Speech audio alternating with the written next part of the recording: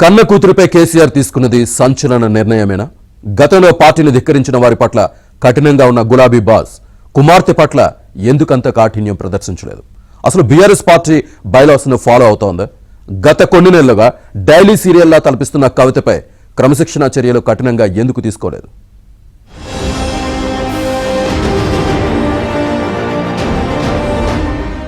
ఉద్యమ పార్టీగా ఉన్న టీఆర్ఎస్ 2022 సెప్టెంబర్లో బీఆర్ఎస్ గా మారింది. అయినా పార్టీ నిర్మాణం పద్ధతి ప్రకారం లేదు. పార్టీ అనుబంధ విభాగాలు ఖాళీగానే ఉన్నాయి. అధికారంలో ఉన్నావన్న ధీమానో పవర్ ఉంది కనుక లీడర్ క్యాడర్ ఎటు పోరనుకున్నారో కానీ అన్ని పార్టీలో లాగా పకడ్బందీ వ్యవస్థ లేదు. గీత దాటిన నేతలపై క్రమశిక్షణ చర్యలు కాకుండా ఏకంగా వేటు వేయటమే కేసీఆర్ సారథ్యంలోని పార్టీలు సర్వసాధారణం. ఎంతటి స్థాయి ఉన్న లీడర్ అయినా సరే నేరుగా వేటు వేయటమే బీఆర్ఎస్ విధానం. ఉద్యమ కాలంలో పనిచేసిన ఆలయ నరేంద్ర లాంటి దిగ్గజ నాయకుడైనా ఉద్యమం నుంచి ప్రభుత్వంలో చేదోడు వాదోడుగా ఉన్న ఈటెల రాజేందర్ దాకా అందరిపై వేటే. బీఆర్ఎస్ కు 12 ఏళ్లుగా క్రమశిక్షణ కమిటీ అనేదే లేదు. పార్టీ లైన్ దాటితే నేరుగా చర్యలు తీసుకుంటోంది. ఎవరు గీత దాటినా షోకాజులు, నోటీసులు, సస్పెన్షన్లు ఉండవు. నేరుగా పార్టీ నుంచి బహిష్కరించడమే బీఆర్ఎస్ ఫిలాసఫీ. గతంలో గాదె ఎన్నయ్య, విజయశాంతి, ఆలయ నరేంద్రలపై బీఆర్ఎస్ బహిష్కరణ వేటు వేసింది. ఈ మధ్య కాలంలో నిజామాబాద్ ఎమ్మెల్సీ భూపతిరెడ్డిని బహిష్కరించింది. ఈటెల రాజేందర్ వ్యవహారంలో కూడా నేరుగా బహిష్కరణ మంత్రమే పాటించింది బీఆర్ఎస్. అంటే బీఆర్ఎస్ లో ప్రజాస్వామ్యయుతంగా ఉండే కమిటీలు విచారణలో ఉండవు. హద్దు దాటారని భావిస్తే పార్టీ అధినేత కేసీఆర్ ఆదేశాలతో నేరుగా బహిష్కరణ వేటే వేస్తారు.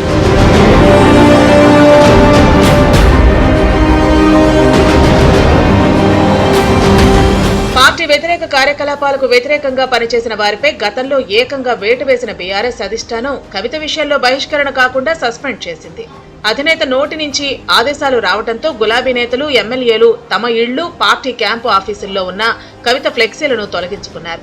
ట్విట్టర్లో, ఎక్స్ లో కూడా అన్ఫాలో అయ్యారు. కవితకు దగ్గరగా ఉండే కొందరు నేతలను పార్టీ వాట్సాప్ గ్రూపుల్లోంచి తొలగించారు.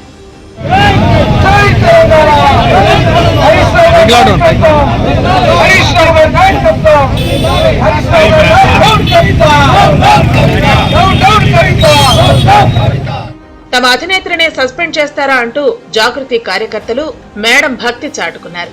హైదరాబాద్ లో కవిత అనుచరులు కేసీఆర్ నాయకత్వం వర్ధిల్లాలి, కబడ్దార్ హరీష్ రావు, సంతోష్ రావు అంటూ వారి దిష్టిబొమ్మలు దగ్ధం చేశారు. జై జాగృతి అంటూ నినదించారు. ఈ ఇద్దరి వల్లే బీఆర్ఎస్ నాశనమవుతోందని తిట్టిపోశారు.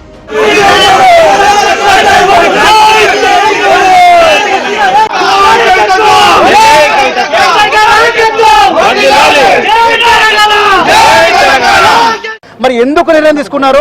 ఎందుకు వివరణ అడగలేదు? మరి ఇన్ని సంవత్సరాలు పోరాటం అంటే వ్యక్తి మీద ఇష్టానుసారం తీసుకోవడంలో అంటే ఏ తీసుకున్నా కూడా తెలంగాణ సమాజం ఒప్పుకుంటారని చెప్పి అనుకుంటా ఉన్నారా?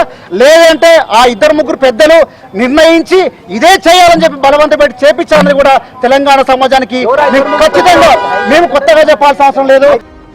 కవిత సస్పెన్షన్ ను సమర్థించుకున్నారు సొంత పార్టీ బీఆర్ఎస్ నేతలు. పార్టీ అధినేత కన్న కూతురని కూడా చూడకుండా సస్పెండ్ చేయడాన్ని కీర్తించారు. పార్టీ ఉంటే ఎంత, లేకుంటే ఎంత అని కవిత మాట్లాడడాన్ని తప్పుపట్టారు. పార్టీ లైన్ దాటితే ఎవరైనా సరే చర్యలు తప్పవన్న సంకేతాలు ఇచ్చారని, బీఆర్ఎస్ అంటేనే కేసీఆర్ అని పొగడ్తలతో ముంచెత్తారు మహిళా నేతలు.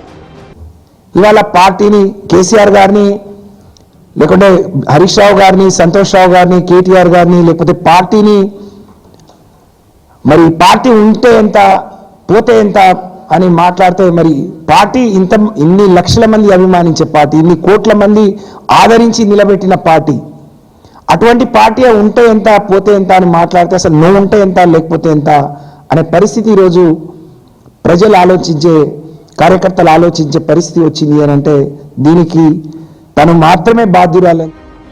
కవిత సస్పెన్షన్ ను డ్రామాగా అభివర్ణించాయి జాతీయ పార్టీలైన కాంగ్రెస్, బీజేపీ.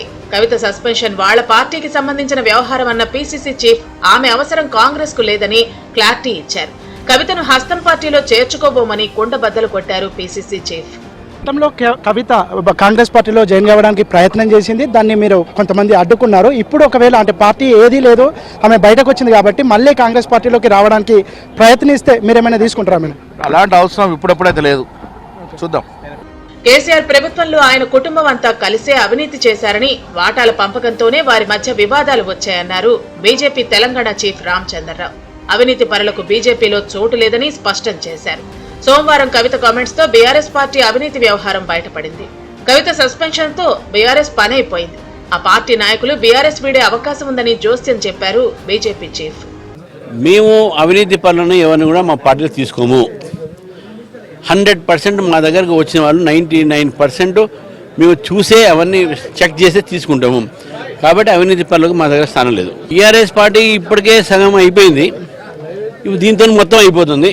బీఆర్ఎస్ పార్టీ నాయకులు వాళ్ళు చూస్తూ ఉన్నారు, వాళ్ళ నాయకులు అరే మా నాయకులు ఇంత సంపాదించుకున్నారా అనేది వాళ్ళు చూస్తూ ఉన్నారు. సో కాబట్టి డెఫినెట్గా బీఆర్ఎస్లో ఉన్న నాయకులందరూ కూడా ఈరోజు బీఆర్ఎస్ పార్టీని వీడే అవకాశాలు చాలా ఉన్నాయని చెప్పి నేను భావిస్తాను. జాతీయ పార్టీలైన కాంగ్రెస్, బీజేపీ కవితను తమ పార్టీలోకి తీసుకునేది లేదని కుండబద్దలు కొట్టారు. మరి కవిత భవితవ్యంపై ప్రస్తుతానికైతే సస్పెన్స్. బుధవారం మధ్యాహ్నం 12 గంటలకు రాజకీయం బద్దలయ్యే బ్రేకింగ్ న్యూస్ చెప్తారా? సొంత పార్టీలోనే ఉంటూ పోరాడతానంటూ ట్విస్ట్ ఇస్తారా? Wait and see.